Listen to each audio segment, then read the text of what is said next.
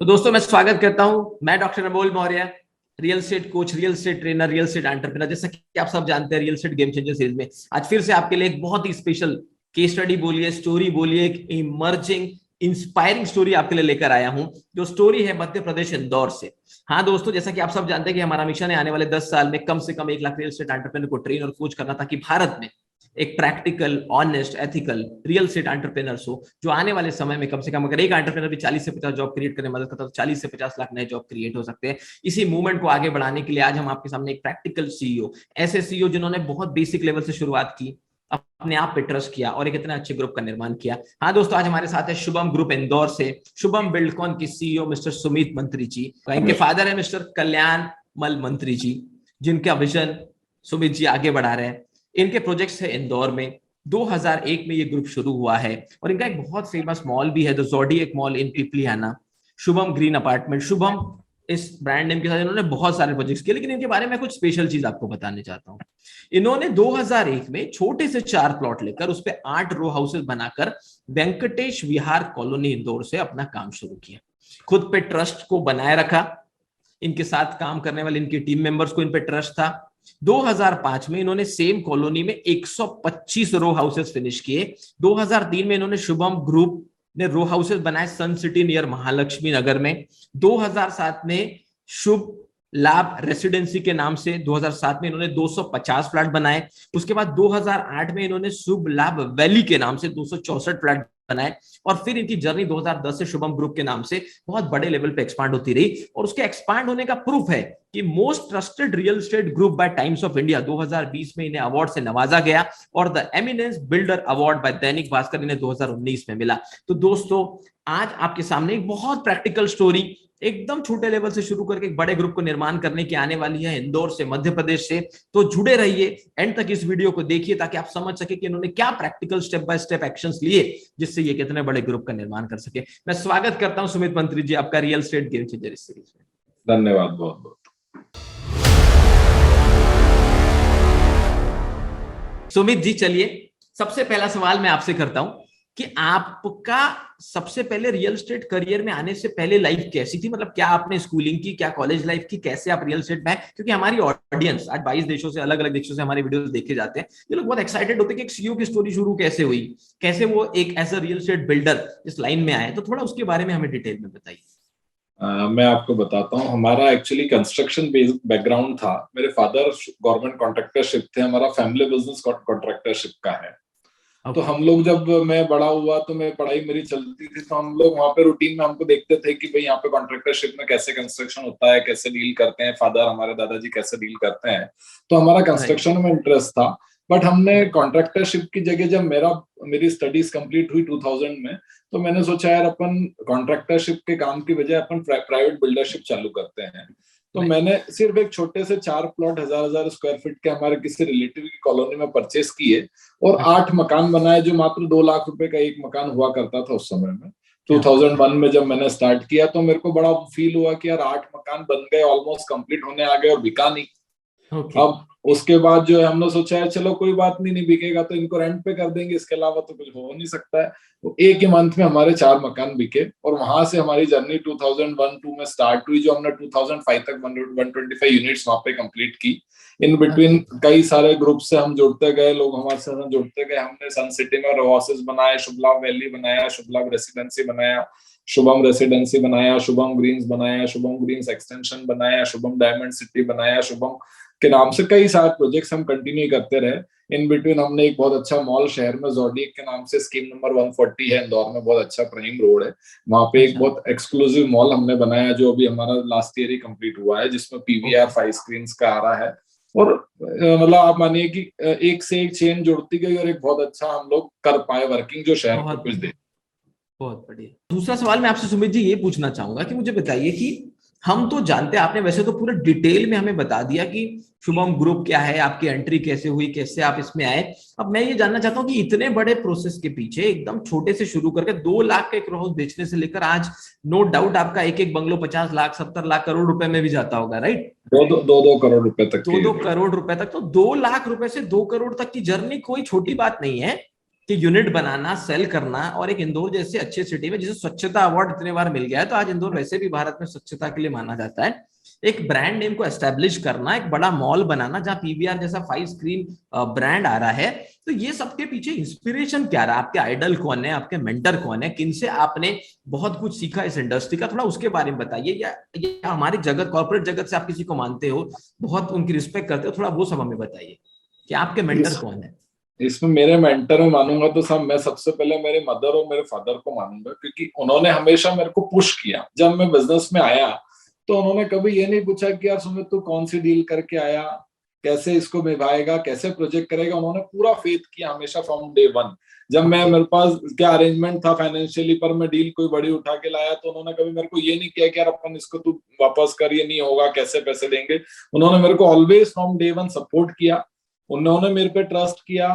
पूरे शहर ने, हर व्यक्ति जो मेरे से जुड़ा वो इसलिए ट्रस्ट करा कि कहीं ना कहीं मेरे दिमाग में एक थीम कि यार मेरे को जेन्युइन वर्किंग करना है। कहीं मेरे को शुरू से लेके आज तक हमने कभी ये नहीं सोचा कि किसी का हम 1 रुपया गलत लेके उसको डिलीवरी नहीं दें, पोजीशन नहीं दें, या हम किसी से कोई कमिटमेंट करें तो हम फुलफिल नहीं करें। हमारी सोच ही एक है कि हम उस कमिटमेंट को फुलफिल करें। आज भी मैं सबसे पहले जब पूजा करता हूँ तो भगवान से एक रिक्वेस्ट करता हूँ कि मेरा कमिटमेंट टाइम पे पूरा करना। बहुत बढ़िया, बहुत बढ़िया। Thank you so much Sumit ji, वो इतने अच्छे से शेयर करने के लिए। अभी आपका sir team size, full time employ कितने हैं, कितने लोग आपके साथ काम कर रहे हैं? आज की तारीख में हमारे सभी प्रोजेक्ट्स को मिला के अराउंड 60 से 70 मेंबर्स हमारे साथ मंथली जुड़े हुए हैं, जो सैलरीज पे हैं। और फिर कई सारे कॉन्ट्रैक्टर्स के थ्रू हमारे जो ग्रुप में जो वर्किंग करते हैं, उन पूरी चैनल एक हमारी बनी हुई है। क्या बात है, क्या बात है।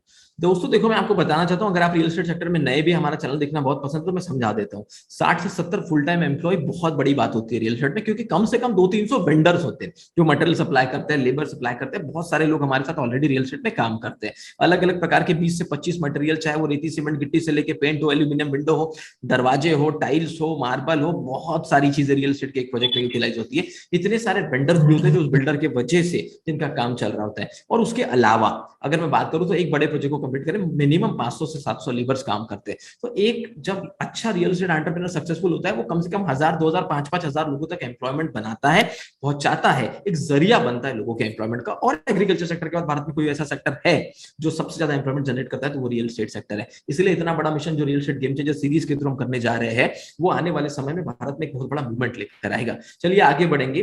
मैं ये पूछना चाहता हूं कि लीडरशिप स्ट्रेटेजी इतने सालों में कैसी रही? आज 21-22 साल एक फील्ड में बने रहना, अच्छे प्रोजेक्ट बनाना, ब्रांड बनाना, ये कोई जोक नहीं है। तो क्या लीडरशिप स्ट्रेटेजी से आपने काम किया? मैंने तो शुरू से, मेरा एक छोटा सा स्टाफ से लेके बड़े स्टाफ तक को पूरी वैल्यू दी। मतलब आज भी मेरा स्टाफ ऐसा है जिनको मैं छोटे, एक चौकीदार से भी मैं बात कर सकता हूँ, और मैं मेरे मैनेजर और जनरल मैनेजर से भी बात कर सकता हूँ। मेरा अप्रोच एक रहा कि मैं कभी भी मेरे किसी एम्प्लॉय में मैंने डिफरेंशिएट नहीं करा कि यार ये छोटे वाली डेजिग्नेशन पे है तो मैं इससे बात नहीं करूं, या मैं जरूरी, तो मैंने सबको इम्पोर्टेंस दिया। तो वो जो सबको जोड़ के रखने का जो एक मेरा ध्येय था, हमेशा प्रैक्टिकल बात मैंने करना पसंद करी। मेरी मार्केटिंग टीम को हमेशा मैंने यही समझाया, हमको जो कमिटमेंट करना है वो हमको फुलफिल करना है। तो हम ओवर कमिटमेंट करें ही नहीं, या हम ऐसा कोई कमिटमेंट हमारी टीम नहीं करे किसी कस्टमर को जो हम फुलफिल नहीं कर पाए। तो वो, मैं जब भी मेरा कोई नया प्रोजेक्ट, अभी मेरा लास्ट वीक एक नया प्रोजेक्ट लॉन्च हुआ इंदौर में, तो मैंने मेरी जितनी मार्केटिंग टीम थी उन सब एग्जीक्यूटिव्स को एक बार मीटिंग करा, बोला कि यार आपको कस्टमर को क्या कमिटमेंट करना है, ये पॉइंट वाइज आप नोट डाउन कर लो। हम कितने दिनों में इस प्रोजेक्ट को कंप्लीट करेंगे, क्या क्या हम इसके अंदर एमिनिटीज प्रोवाइड कर रहे हैं, क्या क्या परमिशन हमने ली है, और हमारा आगे, इसके आगे क्या एक्सपेंशन का इसमें मोड है। तो वो हम एक बार, मेरा उद्देश्य सिर्फ एक रहता है कि मैं जेन्युइनली हर कस्टमर से फेयरली डील करूं, ताकि कल वो मेरे को ये रिस्पॉन्स नहीं करे कि सर हमारे यहाँ से, आपके यहाँ से ये कमिटमेंट हुआ था। तो जो मैं खुद, मेरी सोच है वही मैं मेरी टीम को बताता हूँ, और वो टीम उसको फॉरवर्ड करती है। वही मेरा आज कारण है कि आज एक छोटे से लेवल से इस लेवल पे आए। तो मेरी लीडरशिप एक्टिविटी सिर्फ इतनी है कि मैं हर आदमी को जेन्युइन वर्किंग करने के लिए पुश करता हूँ। बहुत बढ़िया। तो जेन्युइन वर्किंग के लिए पुश करना, लो लेवल से लेकर टॉप मैनेजमेंट तक कम्युनिकेशन चैनल बनाए रखना, एक बहुत अच्छी सी सिंपल सी लीडरशिप स्ट्रैटेजी के थ्रू इन्होंने इतने सारे साल अच्छा काम किया, उसके लिए आपको बहुत बहुत धन्यवाद। चलिए आगे बढ़ेंगे। मैं बात करता हूँ एज अ लीडर, आपकी एनर्जी लेवल बहुत बड़ा रोल प्ले करती है। जैसा लीडर की एनर्जी होती है वैसे टीम की एनर्जी होती है। तो अपनी एनर्जी को हाई रखने के लिए, हमेशा इतना सब काम करने और करवाने के लिए आप क्या सक्सेस रिचुअल प्रैक्टिस करते हैं? क्या कोई मॉर्निंग स्पेशल रिचुअल है आपका? क्या वो थोड़ा हमारी ऑडियंस को बताइए, क्योंकि यही सीक्रेट है जो ऑडियंस जानना चाहते हैं कि एक सीईओ की लाइफ कैसे होती है। तो पर्सनल एनर्जी वाला जो आपने पॉइंट मेरे से पूछा, मैं समझता हूँ ये बहुत अच्छा क्वेश्चन आपने पूछा। और मैं मेरे जितने भी व्यूअर्स हैं या जितने भी लोग जो मेरा इंटरव्यू देख रहे हैं, इन सबको बताना चाहूंगा कि मेरी एक थिंकिंग है कि हमको हमारी एनर्जी को, ऑलवेज पॉजिटिव एनर्जी को हमारे को बढ़ाना चाहिए। उसका तरीका जो मैंने अभी तक समझ पाया हूँ कि एक तो मॉर्निंग में जल्दी उठना, मैं अराउंड 6 o'clock डेली उठता हूँ। आधा घंटा मैं कुछ स्पिरिचुअल स्टडीज करता हूँ, चाहे वो मोबाइल पे पढ़ लो या कोई बुक में पढ़ लो या सुन लो मोबाइल पे, ताकि हमको उससे कुछ पॉजिटिव एनर्जीज आए। देन उसके बाद मैं योगा करता हूँ, प्राणायाम करता हूँ, मैं थोड़ा मेडिटेशन करता हूँ। मेरे को भगवान में बहुत विश्वास है तो मैं आधा घंटा पूजा करता हूँ। तो ये सब प्रोसेस करने में मैं अराउंड 10:30 पे रेडी होता हूँ। मतलब अराउंड 6 o'clock से 10:30 तक का मेरा रूटीन ये है कि मैं कोशिश करता हूँ इन सब चीजों के ऊपर मैं अपना एनर्जाइज करूँ, बॉडी को एनर्जाइज करूं, अपने आप को, और उसके बाद फिर मैं बिजनेस में अपने काम पे लगूं। तो वो एक बहुत बड़ा कारण मेरे को फील होता है कि यार मेरे जो सक्सेस की स्टोरी के पीछे रीजन ये भी है कि मेडिटेशन, योगा, प्राणायाम करने से मेरे को बहुत बेनिफिट होते हैं। ओके, और सभी को ये करना ही चाहिए, आई थिंक। तो मेडिटेशन, प्राणायाम, योगा में इतना समय देते हैं, सोचिए दोस्तों, यानी व्यक्ति को जब तक वो अपने इंटरनल पार्ट पे काम नहीं करता, उसका एक्सटर्नल कभी ठीक नहीं हो सकता। तो जो कुछ है पहले अंदर काम करिए तो बाहर रिजल्ट्स आपको मिलेंगे। और अच्छी चीज ये है कि इन्होंने, जब मैंने इनसे पूछा कि आपके मेंटर कौन है, आपके गुरु कौन है, तो इन्होंने कहा कि मेरे माता पिता, इनसे मैंने बहुत कुछ सीखा। अब इन्होंने एक बहुत बड़ी बात कही कि मैं आधा घंटे से ज्यादा देता हूँ पूजा करने में, क्योंकि मैं भगवान पे बहुत विश्वास करता हूँ। देखिए, फेथ, ट्रस्ट, बिलीफ भी एक बहुत बड़ा सिस्टम और एक रोल प्ले करता है जब आप कोई बड़ी चीजें कर रहे होते हैं। तो चलिए आगे बढ़ेंगे। ये तो बात हुई इनके पर्सनल एनर्जी लेवल की। अब आप अपनी टीम को इंस्पायर कैसे करते हैं, टीम को मोटिवेट कैसे करते हैं, कैसे वो इतने सारे प्रोजेक्ट में आपके साथ कंधे से कंधा मिलाकर काम करती है, थोड़ा उसके बारे में बताइए। टीम को एनर्जाइज करने की बात करें तो हम हमेशा एक ही बात को कर रहे हैं कि हमको, जो हम, मतलब वही बात है, वापस कमिटमेंट की बात करूंगा मैं तो, कि मेरे लिए तो सिर्फ एक ही मेन ट्रस्ट लेवल मेरे ग्रुप का बहुत इंपॉर्टेंट। मैं समझता हूँ रियल एस्टेट के अंदर कई सारे ग्रुप इसीलिए फेल होते हैं कि वो ट्रस्ट नहीं बना पाते हैं कस्टमर पे। राइट। और सबसे इंपॉर्टेंट पॉइंट जो कि मेरे को टाइम्स ने भी अवार्ड दिया है, जो मेरे को भास्कर ने अवार्ड दिया, वो भी इसी पॉइंट पे दिया है कि हमारा ट्रस्ट लेवल शहर में बहुत अच्छा है। हम 4 प्रोजेक्ट करें या 1 करें या 10 करें, वो इम्पोर्टेंट नहीं है। या यूं समझ लें कि रियल एस्टेट में मैं ये मानता हूं कि आपने कंप्लीट कितने करें, चालू करना इंपॉर्टेंट नहीं है। रियल एस्टेट में प्रोजेक्ट स्टार्ट करना तो बहुत आसान है, उस प्रोजेक्ट को कंप्लीट करना बहुत इंपॉर्टेंट है, बहुत टफ है। तो कोई भी अगर बिल्डर या कोई रियल एस्टेट कंपनी के अगर हमको देखना है कि उसके रेपुटेशन या उसका बैकग्राउंड क्या है, तो हम ये देख सकते हैं कि उसने कितने प्रोजेक्ट कंप्लीट करके डिलीवर करें। राइट। तो वो जो डिलीवरी है वो बहुत इंपॉर्टेंट है। तो वो डिलीवरी ही हमारा ट्रस्ट लेवल डेवलप करती है। तो मैं मेरी टीम को हमेशा सिर्फ एक ही चीज को स्ट्रेस देता हूँ कि यार बस हमको तो ट्रस्ट लेवल बनाए रखना है। हम कॉस्ट 100 रुपए की जगह 125 रुपए मांगे, 100 रुपीज की जगह हम 125 रुपीज कस्टमर से डिमांड करें, वो मना नहीं करेगा। बट जो चीज हम क्वालिटी कमिट कर रहे हैं वो क्वालिटी हम बना के दें और टाइम पे डिलीवरी दें। तो हमने बड़े धीरे धीरे करके हमारे प्रोजेक्ट्स को किए, पर आज हम जिस स्टेज पे आए हैं तो उसके पीछे रीजन ये है कि हमने भले ही धीरे काम किया पर हमने उसका ट्रस्ट लेवल डाउन नहीं होने दिया। तो यही मेरा कस्टमर, मेरे स्टाफ को भी यही हमेशा इंस्ट्रक्शन रहता है कि आपको इस चीज को मेंटेन रखना है। बहुत बढ़िया, धन्यवाद ये शेयर करने के लिए। और इतनी बड़ी बात आपने कही कि कमिटमेंट, ट्रस्ट, और रियल एस्टेट में सबसे इंपॉर्टेंट है, ये मत देखिए कि आप कितने प्रोजेक्ट शुरू है, ये देखिए कि कितने प्रोजेक्ट आपने कमिटमेंट के साथ कंप्लीट किए। तो ये एक बहुत बड़ा मैसेज आपके वीडियो से, आपके इस इंटरव्यू से हमारी ऑडियंस तक पहुंच रहा है। तो मेरा नेक्स्ट सवाल सुमित जी आपसे ये है कि रियल एस्टेट में कभी कभी ग्लोबल चीजों का बहुत इंपैक्ट आता है, जैसे कोरोना आ गया, कभी कभी इसका बहुत इंपैक्ट रियल एस्टेट कंपनीज में पड़ता है। कभी नेशनल चीजें, कभी स्टेट लेवल पे, कभी लोकल बॉडी के कुछ चीजें होती है। जैसे मान लीजिए नोटबंदी आ गई नेशनल लेवल पे, या रेरा एक्ट आ गया, या जीएसटी आ गया। तो ऐसे सब चीजें जब आपके ग्रुप में आई तो आपने कैसे टैकल किया, इसका क्या इंपैक्ट हुआ, थोड़ा हमारी ऑडियंस को वो बताइए। जैसे सबसे पहले नोटबंदी आया, तो जब नोटबंदी आया तो जो इन्वेस्टर मार्केट था वो तो क्रैश हो गया। बट हम लोगों ने एक हमेशा सोच ये रखी कि हम यूजर बेस्ड मार्केट पे काम करें। तो यूजर बेस्ड मार्केट में ये हुआ कि डिले तो हुआ, हमारा पेमेंट से डिले हुए कुछ हमारे प्रोजेक्ट्स, बट वो हम उसको मेंटेन इसलिए कर पाए कि हमने यूजर बेस्ड वर्किंग करी। तो हमको कहीं भी कोई एक रिस्क नहीं आया कि भाई हम प्रोजेक्ट कंप्लीट नहीं कर पाए, हम पेमेंट्स नहीं कर पाए, हमारे कस्टमर का पेमेंट नहीं आया, डिले हुआ 2 से 4 महीने हमारा उस समय खराब हुआ, बट हमने इन्वेस्टर ड्रिवन मार्केट पे कभी भी फोकस नहीं किया। आज भी मैं कोई नया डील उठाता हूँ या नई डील कोई करता हूँ तो मैं सबसे पहले ये देखता हूँ कि इसका कस्टमर एंड यूजर कौन रहेगा। राइट। अगर मैं एंड यूजर का ध्यान नहीं रखूं या मैं वहां पे ये नहीं सोचूं कि यार मैं सिर्फ अपना माल सेल आउट करके मेरा प्रॉफिट बुक करके और कस्टमर को हैंड ओवर कर दूं इन्वेस्टर को, तो वो मेरे लिए वर्दी नहीं है। राइट। तो मेरा एक ही उद्देश्य है कि मेरे को एंड कस्टमर को ढूंढना है जो कि वहां पे जिसके लिए मैं बना रहा हूँ। मतलब मेरे लिए तो मैं मानता हूँ सब एक अपने को इस फील्ड में भगवान ने डाला है तो रोटी कपड़ा मकान वो एक ऐसी बेसिक चीज है जिसको हम दे रहे हैं, प्रोवाइड कर पा रहे हैं, ये हमारे लिए गर्व की बात है।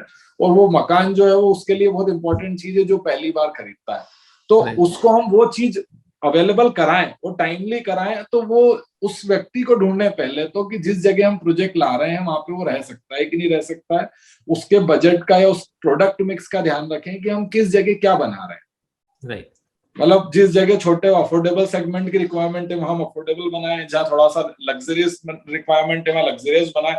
अगर हम ऐसे जगह प्रोडक्ट बना दें जहाँ पे प्रोडक्ट मिक्स मैच नहीं हो तो फिर हम उस प्रोजेक्ट को कंप्लीट नहीं कर पाते। तो ये एक बहुत बड़ा कारण है कि हमको प्रोडक्ट मिक्स ऐसा रखें जिससे हम टाइमली उस सब चीजों को मेंटेन करें।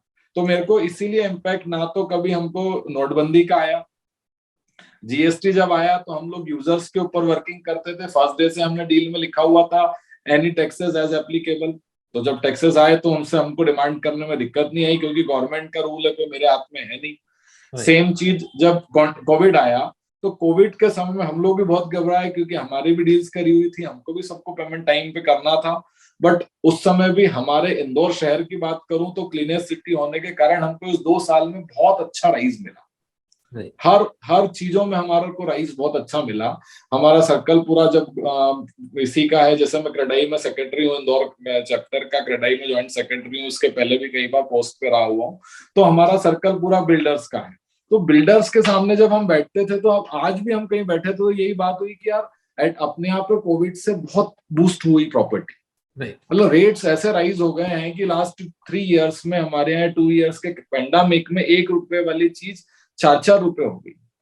क्या बात है, क्या बात इतना भयंकर तेजी इंदौर शहर में आई है जिसके कई सारे रीजन, एक तो क्लीनेस्ट सिटी होना, बराबर, एक जो है कोविड के कारण हमारे यहाँ इन्वेस्टर मार्केट बहुत था तो वो इन्वेस्टर का पैसा प्रॉपर्टी में आया। तो प्रॉपर्टी के प्राइजेस इन 2 कोविड के केसेस में 100 रुपीज वाली प्रॉपर्टी 300, 400, 200, मतलब मिनिमम इतनी तेजी है। वाह, बहुत बढ़िया। तो जिसके पास जितनी होल्डिंग थी वो उतना उस ग्रुप ने उसको बेनिफिट उठाया। बराबर। और कई सारे अप्रूवल्स डिले हुए तो अप्रूवल्स डिले होने के कारण और बेनिफिट हो गया। बराबर। जो प्रॉपर्टी के वैल्यू जो अगर हमारा अप्रूवल जल्दी आ जाते हम पहले बेच देते और हो सकता था नई डील प्रॉपर मिल नहीं पाती पर वो होल्डिंग होने के कारण वो चीजें बढ़ गई। तो कहीं ना कहीं हमारे को इन सब चीजों का इम्पैक्ट देखें तो बहुत रेयर आए। कोविड से तो बहुत फायदा हुआ, मतलब बिजनेस पॉइंट ऑफ व्यू से बात करें तो कोविड में एप्रिसिएशन प्रॉपर्टी में इंदौर में बहुत अच्छा, बहुत ज्यादा अच्छा। और उन दोनों केसेस में यूजर बेस्ड वर्किंग थी तो हमको कहीं भी हमारे ग्रुप को कोई इफेक्ट नहीं आया। क्या बात है। तो मेरा सजेशन मेरे भाइयों को, सब बिल्डर्स को यही है कि हम एंड यूजर को सिलेक्ट करें, उसके लिए प्रोडक्ट बना रहे हैं तो प्रोडक्ट मिक्स का ध्यान रखें। अगर इन 2 चीजों पे आप वैल्यू दोगे तो फिर आपको कभी कहीं कोई बैकलॉग नहीं आए। बहुत बढ़िया। तो दोस्तों आप इस चीज से ये समझ सकते हैं कि जो लोग ऑलरेडी एथिकल, ट्रांसपेरेंट, कमिटमेंट के साथ काम कर रहे थे उन्होंने पैंडेमिक जैसे सीजन में भी बहुत अच्छा ग्रोथ लिया। दूसरा एक बहुत बड़ा फैक्टर जो निकल के आया है कि सिटी का अच्छा होना, सिटी का डेवलपमेंट अच्छा होना, सिटी को क्लीनिनेस का अवार्ड मिलना, ये सब फैक्टर भी रियल एस्टेट के ग्रोथ में कितना बड़ा इंपैक्ट रखते हैं। तो आप जिस सिटी में है as a real estate entrepreneur, जब आप ग्रो करना चाहते हैं तो आप पे local situation, local environment, market surrounding, इनका बहुत बड़ा इंपैक्ट होता है। चलिए आगे बढ़ेंगे। किताबें तो हमने लाइफ में बहुत सारी पढ़ी, हर किसी ने अपनी सब्जेक्ट की किताब पढ़ी, जिस भी सब्जेक्ट में उसने अपनी पढ़ाई की है, लेकिन उसके अलावा कोई ऐसी किताब आपने जो पढ़ी जो आपको लगता है टर्निंग पॉइंट आपकी जिंदगी में रही, वो किताब से आपने बहुत कुछ सीखा, भले वो किताब रियल एस्टेट से हो ना हो, कोई फर्क नहीं पड़ता, कोई धर्म ग्रंथ हो, कोई सेल्फ डेवलपमेंट की बुक हो, कोई बिजनेस बुक हो, क्या आप वो शेयर करना चाहेंगे हमारी ऑडियंस के साथ? एक बुक जो मेरे को अच्छी लगी, जो मेरे को कहीं ना कहीं इंस्पिरेशन देती, हाउ टू सेल। क्या बात है। बहुत अच्छी बुक है, मैं आप लोगों को सजेस्ट करूंगा, एक बार आप उसको पढ़िए। और वो हमको, क्योंकि मैं समझता हूँ सब बिजनेस के लिए सेल ही सब कुछ है, पहली चीज। राइट। अगर हम में सेल्स पावर है तो हम बाकी पीछे की पूरी चीज को तो कर ही सकते हैं। तो सेल्स के लिए हमको टेक्निक आना, सेल्स के लिए हमको कैसे कस्टमर का ट्रस्ट जीतना है, कैसे काम करना है, हमारे ग्रुप को कैसे तैयार करना है, किस प्रोडक्ट पे वर्किंग करना है, वो सब डिपेंड करता है अगर आपके पास सेल है तो मैं उस बुक को सजेस्ट करूंगा सभी को। धन्यवाद। आगे बढ़ेंगे। लाइफ की कोई ऐसी एक इंसिडेंस बताए, कोई ऐसी इमोशनल स्टोरी जो आपके साथ घटित हुई है, जिससे बहुत कुछ सीखने मिला, जिससे आपके लाइफ में टर्न अराउंड ला दिया। हो सकता है जब आप अपने पूरे करियर में काम कर रहे हो, school life, college life, business life, कभी कुछ हुआ होगा। जो होता है ना, एक आध चीज हमारे साथ ऐसी घटित होती है जो हमारे सोचने के तरीके और काम को बदल देती है। ऐसी कोई इमोशनल स्टोरी, कोई इंसिडेंस आपके साथ हुआ हो? इमोशनल स्टोरी की बात करूं तो सबसे पहले जब मैं स्टडीज कर रहा था तो मेरे को हमारे जिस कॉलेज में आईपीएस में पढ़ता था, तो आईपीएस में आर्किटेक्चर का एक नया कोर्स स्टार्ट हुआ। तो उस आर्किटेक्चर कोर्स को करने में 5 इयर्स का कोर्स था। और तब मेरा सोच ही था कि यार हम तो 2-3 साल पढ़ाई करेंगे और फिर बिजनेस करेंगे, तो हम काहे को 5 साल के लिए उसको मूड करें। तो एक तो मेरे लिए, जो मैं पहले तो वो बताना चाह रहा हूँ कि क्या गलती मैंने करी थी। तो वो गलती में से एक वो गलती थी कि मैंने आर्किटेक्चर का कोर्स नहीं लेके और मैंने दूसरा कंप्यूटर साइंस का कोर्स लिया, जो कि मेरे को बहुत ज्यादा यूज नहीं आता। अगर मैं आर्किटेक्ट होता तो मेरे लिए बहुत बेनिफिशियल होता। तो ये तो मेरा एक मिस्टेक था जो मैं पहले बताना चाह रहा हूँ आपको।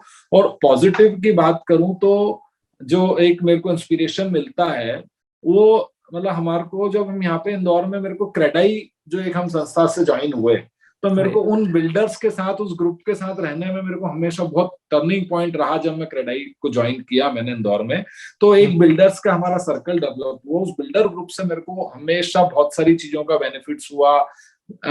किस तरीके से वर्किंग करना चाहिए, किस वे में हम काम करें कि हम सक्सेस हो सकते हैं, उसमें हमको, मैं समझता हूँ कि कोई भी एसोसिएशन का पार्ट जरूर बनना चाहिए और उसमें एक्टिवली पार्टिसिपेट हर व्यक्ति को करना चाहिए। जिस भी बिजनेस में वो है, उस बिजनेस के एसोसिएशन में उसको ज्वाइन होना चाहिए।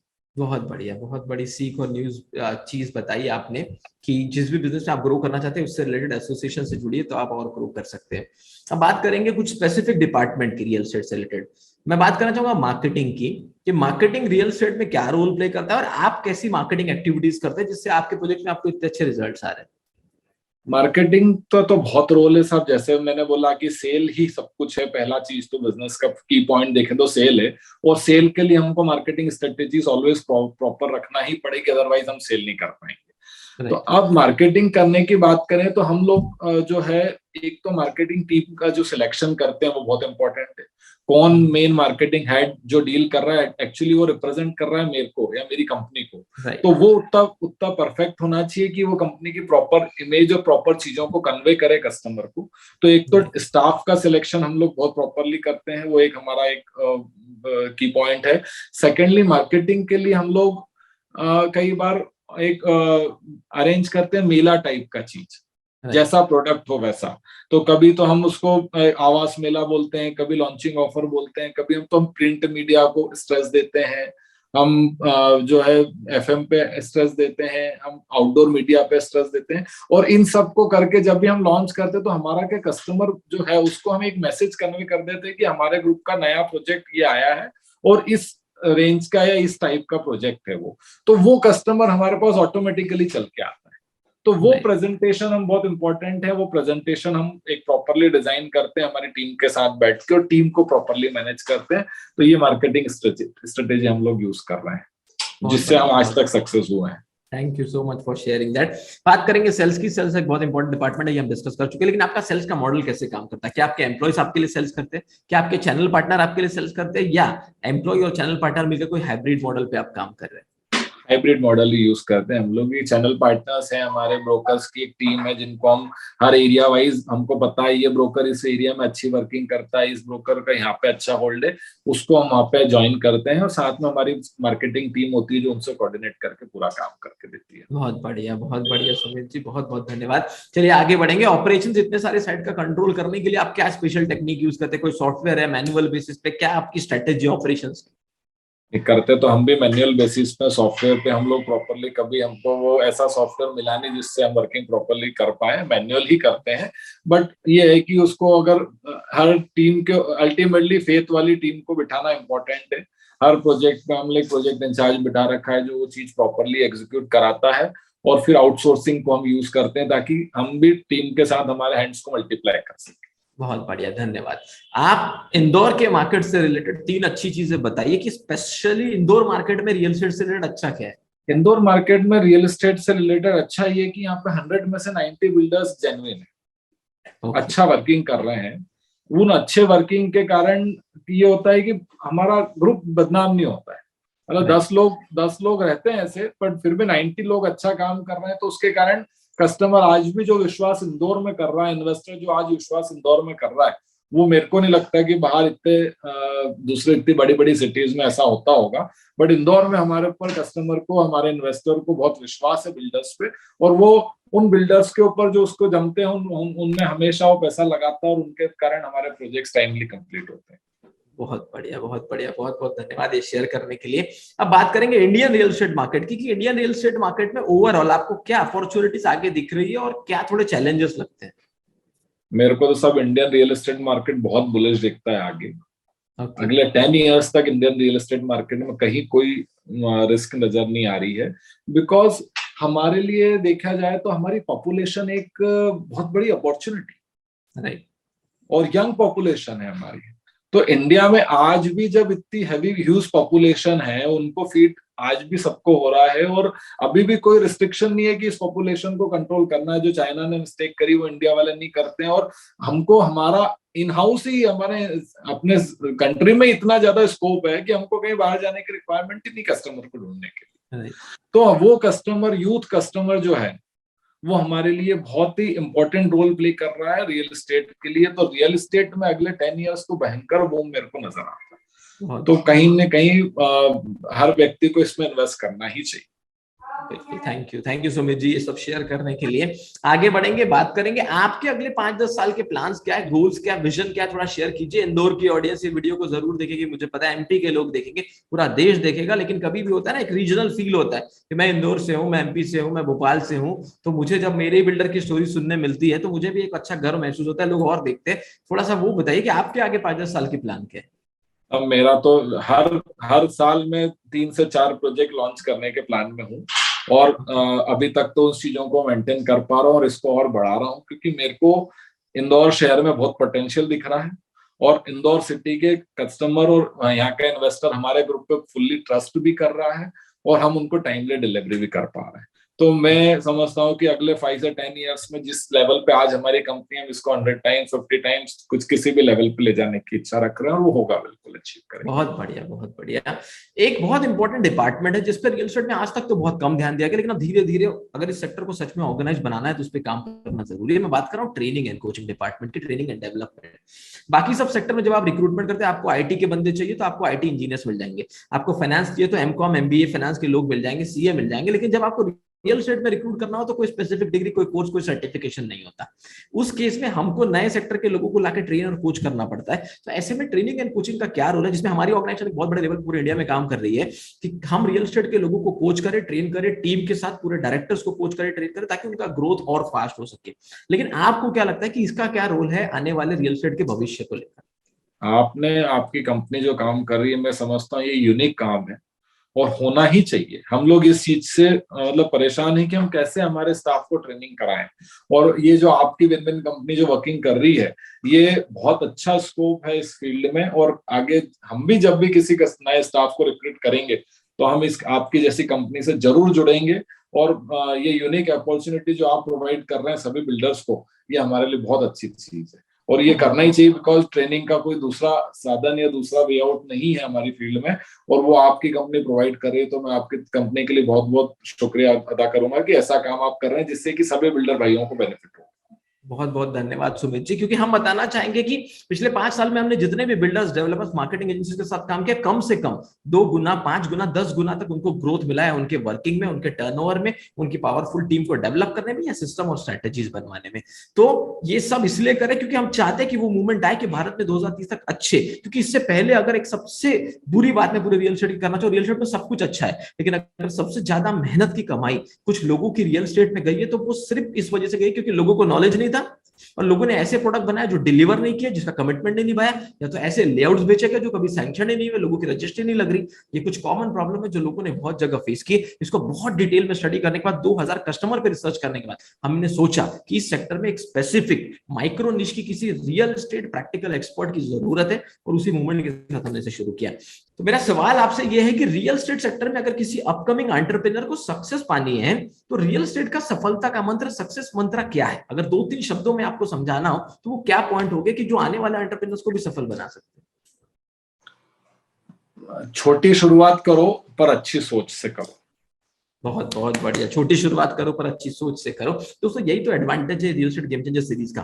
50 सीईओ की अलग अलग स्ट्रैटेजी होता है। मैं अगर बैंगलोर में चैंपियन हूं तो जरूरी नहीं है कि मेरे को ग्वालियर में भी कुछ पता है। मैं अगर मान लीजिए पटना में चैंपियन हूं तो मुझे नहीं पता कि दूसरे, लेकिन हमने हर सिटी, हर स्टेट की हर जगह, नैनीताल तक में आपको अच्छा बिल्डर बनना है, देहरादून में बनना है, सिलीगुड़ी में बनना है, छिंदवाड़ा में बनना है, हमने हर किसी व्यक्ति का इंटरव्यू लेकर, रिसर्च करके, अच्छे लोगों को ढूंढ ढूंढ के निकाल के इंटरव्यू लिए, ताकि ये जो स्ट्रैटेजीज ब्रेन में जा रही है इससे हम कई कंपनियों को ग्रोथ और एक्सपांशन के लिए ट्रेन कर सके। तो आपने बहुत प्यारा आंसर दिया। आखिरी सवाल मैं ये पूछना चाहूंगा कि मार्केटिंग एजेंसीज अलग अलग सिटी में ग्रो कर रही है, आज रियल एस्टेट में डिमांड भी है सेल्स की बहुत ज्यादा, तो इन मार्केटिंग एजेंसी या रियल एस्टेट एडवाइजर, ब्रोकर को आप क्या सलाह देना चाहेंगे कि कभी भी कोई प्रोजेक्ट सेलेक्ट करने से पहले क्या देखे, कैसे अच्छा प्रोजेक्ट डन करे? मैं तो मेरे कस्टमर हो चाहे मार्केटिंग एजेंट हो, उसको ये कहता हूँ कि प्रॉपर्टी बाद में देखो, किससे ले रहे हो उसको पहले देखो। क्या बात है। प्रॉपर्टी बाद में देखो, बिकॉज वो तो एक अलग पार्ट हो गया, वो तो आपको देखना ही है, बट सबसे पहले किससे आप परचेज कर रहे हो उसको पहले देखो। किस ग्रुप से आप वर्किंग कर रहे हो, कौन इसके सीईओ हैं, उन्होंने पुराने क्या प्रोजेक्ट्स करे हैं, क्या कंप्लीट करे हैं, क्या कमिटमेंट निभाए कस्टमर के लिए, उन चीजों को पहले देखो। उसके बाद उस प्रॉपर्टी को देखो, चाहे वो ब्रोकर हो चाहे कस्टमर हो, because broker is a representative of the customer. तो उसको सबसे पहले उसके कस्टमर का हित देखना है कि मैं जिस जगह अपने कस्टमर का पैसा लगवा रहा हूँ वो ग्रुप कैसा है। बिकॉज रियल एस्टेट के अंदर सब कहीं ना कहीं वही बात आएगी, ट्रस्ट और कमिटमेंट, जो कि आपको पहले सर्च करना है कितने कंप्लीट प्रोजेक्ट हैं उस ग्रुप के और क्या उस का फीडबैक है उन कस्टमर्स का जिन्होंने पहले उस ग्रुप से डील किया। तो ये ब्रोकर्स को भी बहुत ज्यादा ध्यान देना चाहिए कि हम जिस जिस जगह इन्वेस्ट करा रहे हैं हमारे कस्टमर का पैसा, वो ग्रुप कितना रिलायबल है। बहुत बढ़िया, बहुत बढ़िया। थैंक यू सुमित जी, इतनी अच्छी चीजें, इतनी प्रैक्टिकल बातें हमारे ऑडियंस तक पहुंचाने के लिए। और मैं दावा करता हूं कि ये इंटरव्यू पूरा देखकर लोगों को बहुत सारी प्रैक्टिकल चीजें रियल एस्टेट इंडस्ट्री की समझ में आएगी कि वो भी अगर अपना प्रोजेक्ट इन फ्यूचर करना चाहते हैं तो वो इन रास्तों पर चलें, क्योंकि ऐसा कहा जाता है कि सफल लोगों के रास्ते पर चलो, आप एटलीस्ट 100% नहीं और 50% भी अचीव कर लेते तो आप बहुत कुछ अचीव कर सकते हैं। और यही कॉन्सेप्ट है रियल एस्टेट गेम चेंजर इस सीरीज के। तो एंड में मैं आपसे यही कहना चाहूंगा कि आपका तहे दिल से धन्यवाद, आपके टीम मेंबर्स का धन्यवाद, कोऑर्डिनेट करने के लिए मेरे टीम मेंबर्स का धन्यवाद जिन्होंने ये इंटरव्यू ऑर्गेनाइज किया, और मेरी तरफ से स्पेशली आपका बहुत धन्यवाद कि आपने अपना समय दिया रियल एस्टेट गेम चेंजर की सीरीज में। आप बहुत अच्छी पहल कर रहे हैं। मैं समझता हूँ आपका ग्रुप जो वर्किंग कर रहा है, ये आप जो सीईओस का इंटरव्यू लेके उन लोगों को बताना चाह रहे हो जो इस फील्ड में आगे बढ़ना चाहते हैं, उनको बहुत बेनिफिट होगा। और मैं खुद चाहूंगा कि जितने भी आपने इंटरव्यूज लिए हैं उनको मैं भी सुनूं, ताकि मैं भी उससे कहीं ना कहीं जो है अप्रिशिएट हूँ, कैसा बिजनेस करें उस चीज को सीखूं। बहुत बहुत धन्यवाद सुमित जी, बहुत धन्यवाद।